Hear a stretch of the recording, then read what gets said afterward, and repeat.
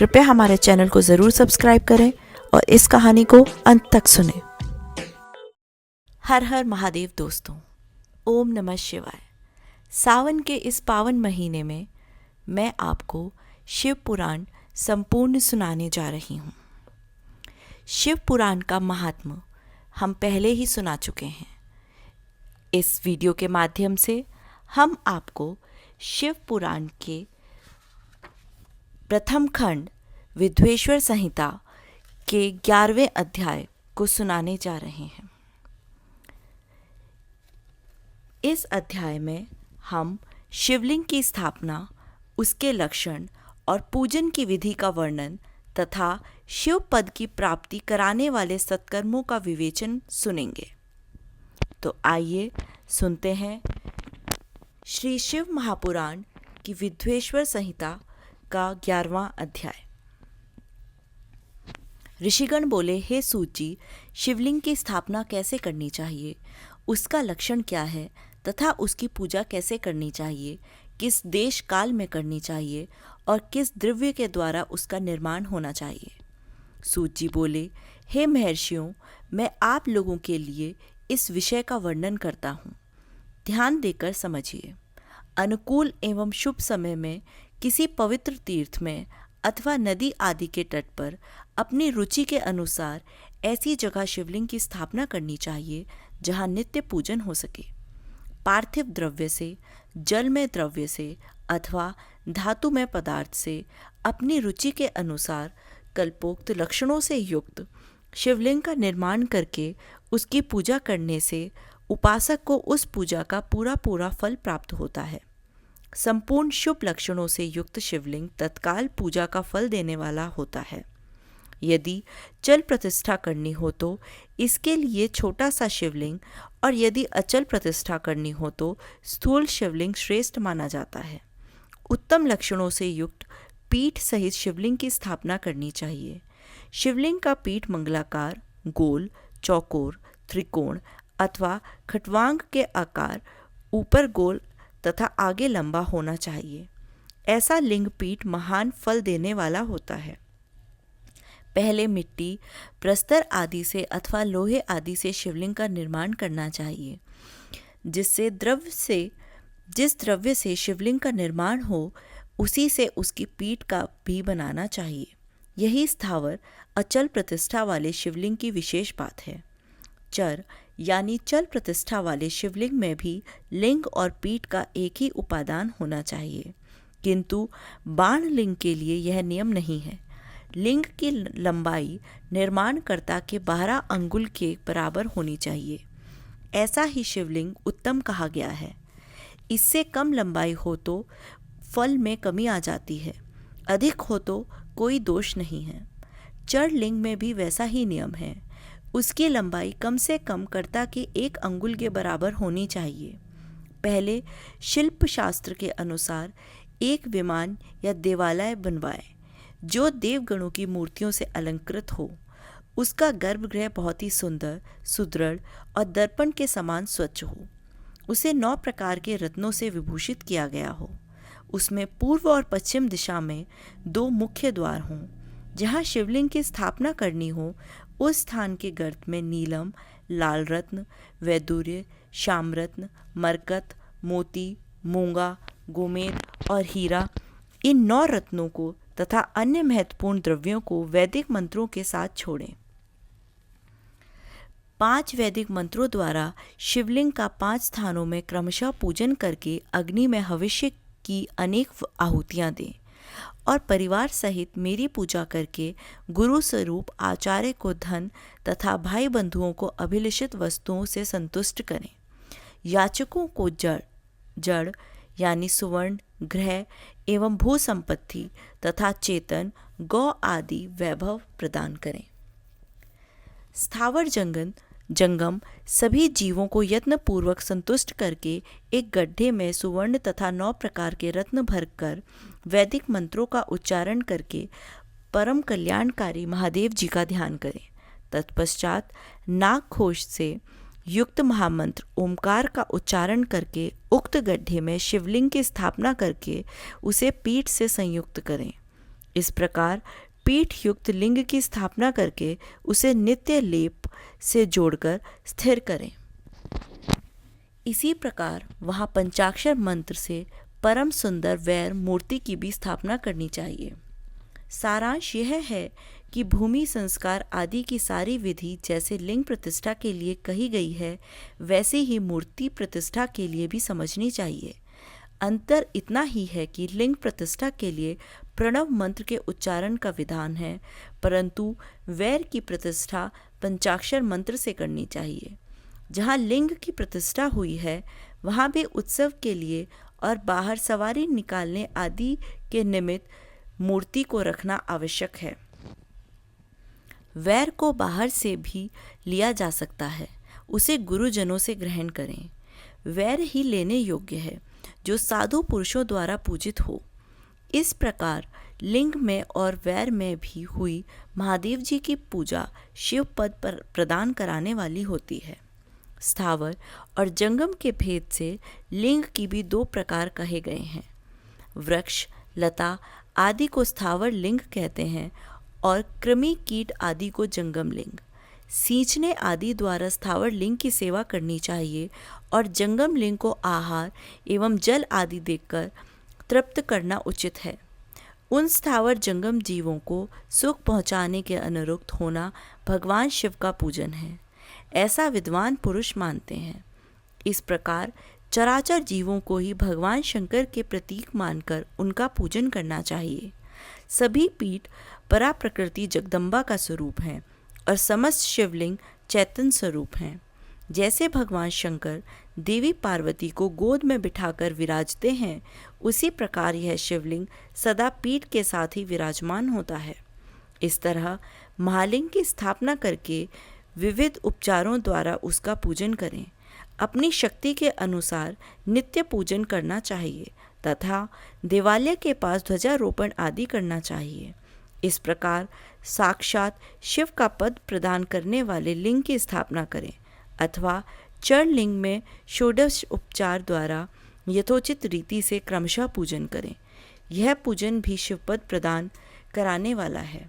आवाहन, आसन, अर्घ, पाद्य, पादांग, आचमन, अभ्यंग पूर्वक स्नान, वस्त्र, गंध, पुष्प, धूप, दीप, नैवेद्य, तांबूल समर्पण, निराजन, नमस्कार और विसर्जन, यह 16 उपचार हैं।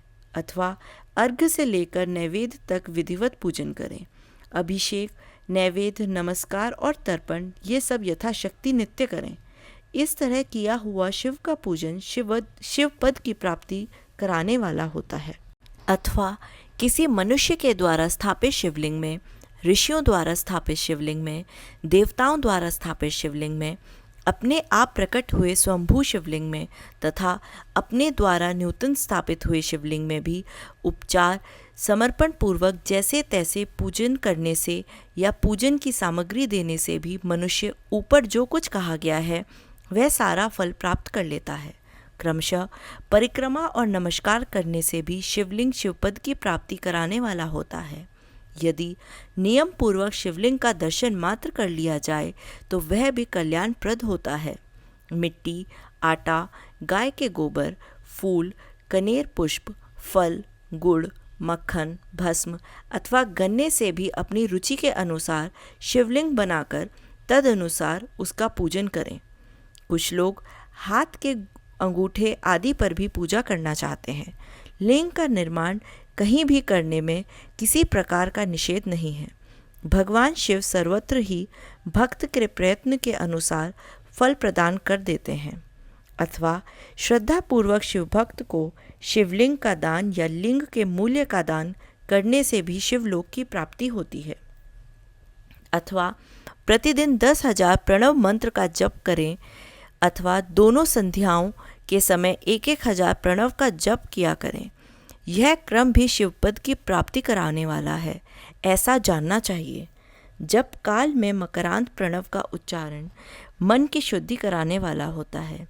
समाधि में मानसिक जप का विधान है तथा अन्य सब समय उपांशु जप ही करना चाहिए।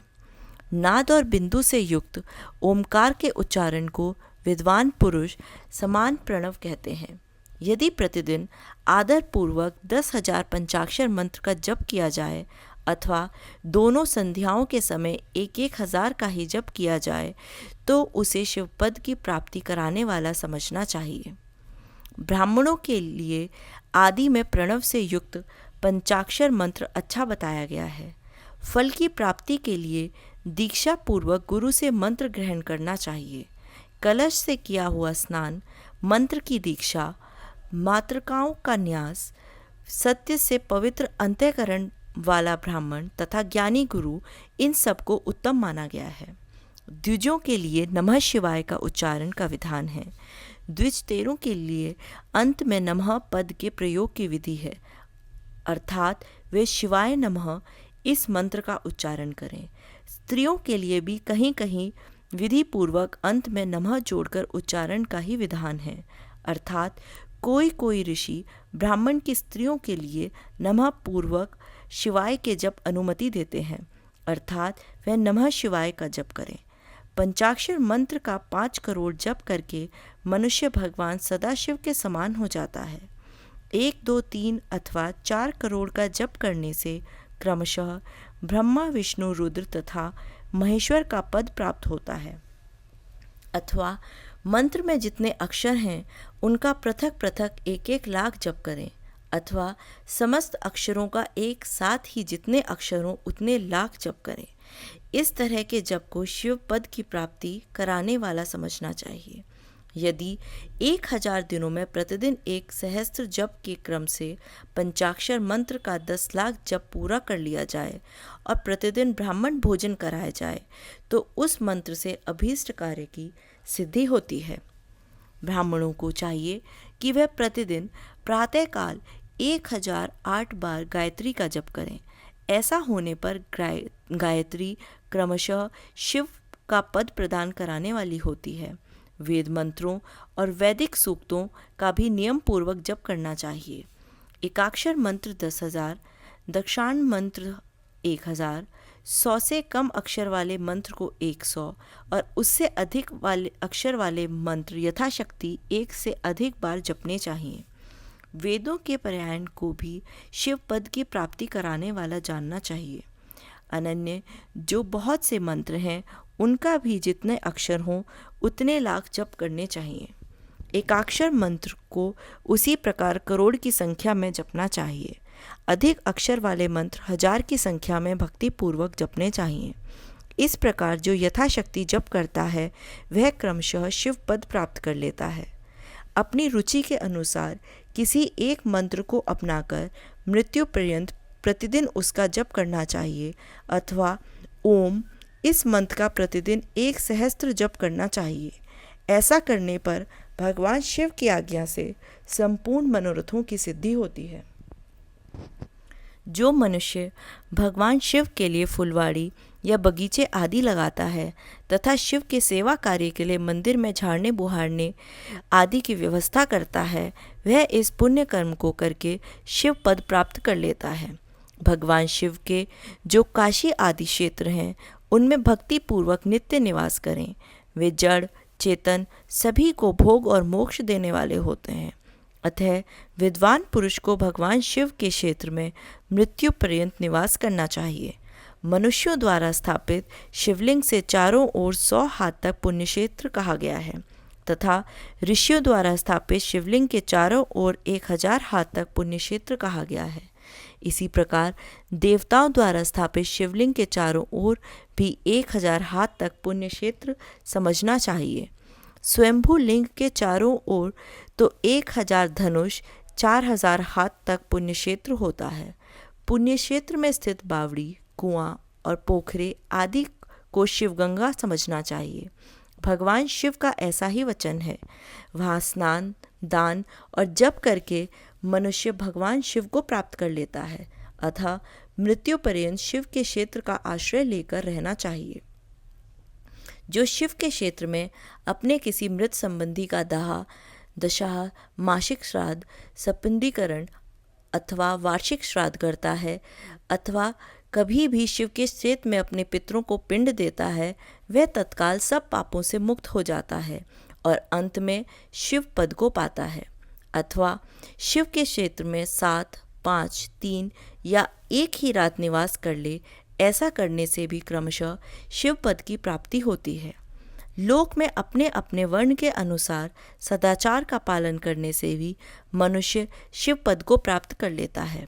वर्णाकुल आचरण से तथा भक्ति भाव से वह अपने सत्कर्म का अतिशय फल पाता है। कामना पूर्वक किए हुए अपने कर्म के अभीष्ट फल को शीघ्र ही पा लेता है। निष्काम भाव से किया हुआ सारा कर्म साक्षात शिव पद की प्राप्ति कराने वाला होता है। दिन के 3 विभाग होते हैं, प्रातः, मध्याह्न और सायाह्न। इन तीनों में क्रमशः एक एक प्रकार के कर्म का संपादन किया जाए तो प्रातः काल को शास्त्र विहित नित्य कर्म के अनुष्ठान का समय जानना चाहिए। मध्याह्न काल में सकाम कर्म के लिए उपयोगी है तथा सायंकाल शांति कर्म के लिए उपयुक्त है, ऐसा जानना चाहिए। इसी प्रकार रात्रि में भी समय का विभाजन किया गया है। रात के 4 प्रहरों में से जो बीच के 2 प्रहर हैं, उन्हें निशीथ काल कहा गया है। विशेषतः उस काल में की हुई भगवान शिव की पूजा अभीष्ट फल को देने वाली होती है। ऐसा जानकर कर्म करने वाला मनुष्य यथोक्त फल का भागी होता है। विशेषतः कलयुग में कर्म से ही फल की सिद्धि होती है। अपने अपने अधिकार के अनुसार ऊपर कहे गए किसी भी कर्म के द्वारा शिव आराधना करने वाला पुरुष यदि सदाचारी है और पाप से डरता है तो वह उन कर्मों को पूरा फल अवश्य प्राप्त कर लेता है। ऋषिगण बोले, हे सूत जी, अब आप हमें पुण्य क्षेत्र बताइए जिनका आश्रय लेकर सभी स्त्री पुरुष शिव पद प्राप्त कर लेते हैं। हे सूत जी, हे योगीवरों, में श्रेष्ठ शिव क्षेत्रों तथा शिवागमों का भी वर्णन कीजिए। सूत जी बोले, हे ऋषियों, सभी क्षेत्रों और आगमों का वर्णन श्रद्धापूर्वक सुनिए। इस प्रकार श्री शिव महापुराण के अंतर्गत प्रथम विद्वेश्वर संहिता में शिवलिंग की पूजा आदि का वर्णन नामक 11वां अध्याय पूर्ण हुआ। हर हर महादेव। ओम नमः शिवाय। आज की इस वीडियो में बस इतना ही। आपको ये वीडियो कैसी लगी आप हमें कमेंट में ज़रूर बताएं और अपने दोस्तों के साथ ज़रूर शेयर करें। हमारे चैनल को भी सब्सक्राइब कर लें। फिर मिलते हैं किसी नई वीडियो के साथ। तब तक के लिए धन्यवाद।